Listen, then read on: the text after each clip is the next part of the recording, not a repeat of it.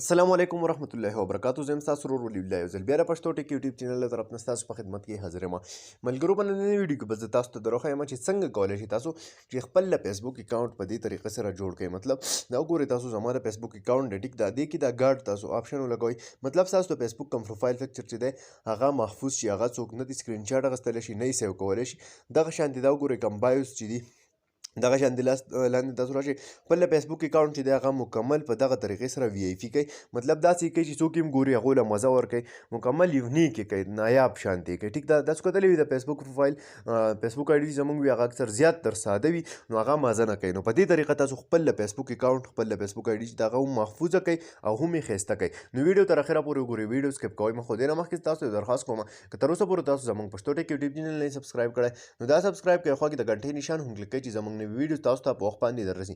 ملګرو سمپلی تاسو به څه وکړئ، خپل له فیسبوک اکاونټ ته به لاړ شئ. ټیک ده، کله چې د فیسبوک اکاونټ ته راشئ نو لاندې به تاسو له دلته لاندې راشئ. ټیک ده، دلته تاسو له راکړی پبلک ډیټیل په دې باندې به تاسو څه وکړئ، سمپلی دغلته به تاسو کلیک وکړئ. دا وګورئ تاسو اوس دلته کې زما د فیسبوک اکاونټ چې دی هغه مکمل دغه شان دی. اوس دلته وګورئ تاسو له یو آپشن راکړی دی یور پروفایل انفو، دغه په دې تاسو کله کلیک وکړئ نو معمولي شان لوډینګ به وکړي. دلته اوس وګورئ تاسو ورک پلیس تاسو له راکړی دی ورک ایکسپیرینس، دا تاسو وګورئ دلته کې ټیک ده. په دې چې کله تاسو کلیک وکړئ دا به تاسو لږ معمولي شانتې مخکې لاړ شئ.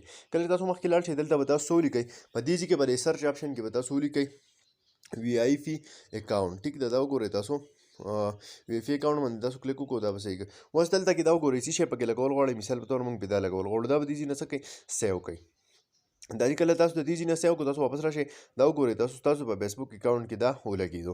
دغه شانتې دا وګورئ تاسو مکمل زما د فیسبوک اکاونټ چې دی هغه ما بالکل یونیک کړی دی، ما مکمل نایاب کړی دی. د دې نه واپس راشئ، په دې طریقه چې څونه پورې لګول غواړئ نو هغه تاسو له دې ځای نه لګولی شئ. دا وګورئ تاسو اوس چې کله د دې نه تاسو بیک راشئ نو په دې کې دلته دا وګورئ زما په دې موبایل کې دلته کې یو ګارډ آپشن راغلی دی. نو تاسو به سمپلي څه وکړئ، دلته کې تاسو له راکړی دی که تاسو دغه ګارډ آپشن اول نه لګولی تاسو یې بندول غواړئ نو دلته یې راکړی دی ټرن اپ پروفایل پکچر ګارډ. نو تاسو به دا د دې ځای نه اول آن کړئ. ټیک ده، چې دا تاسو کله آن کړئ دا وګورئ په دې چې تاسو کله کلیک کوئ دا تاسو کولاو کوئ په بل موبایل کې، مثال په طور دا تاسو کولاو کوئ. ټیک ده، د دې نه تاسو سکرین شاټ هلی یا دا تاسو هر څه کوئ دا وګورئ مکمل کوشش پې کوئ نو دا به تاسو سره نه بل څوک نه سکرین شاټ اخیستلی شي نه یې ځان سره سیو کولی شي.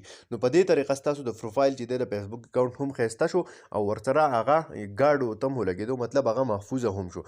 نو ملګرو دا وه نننۍ ویډیو، امید لرم خوښه شوې به وي. که خوښه شوې وي لایک یې کړئ، چینل سبسکرایبول مه هېروئ، د ملګرو سره یې شیر کړئ. تر بلې ویډیو د خپل ځان ډېر زیات خیال ساتئ. د خدای په امان.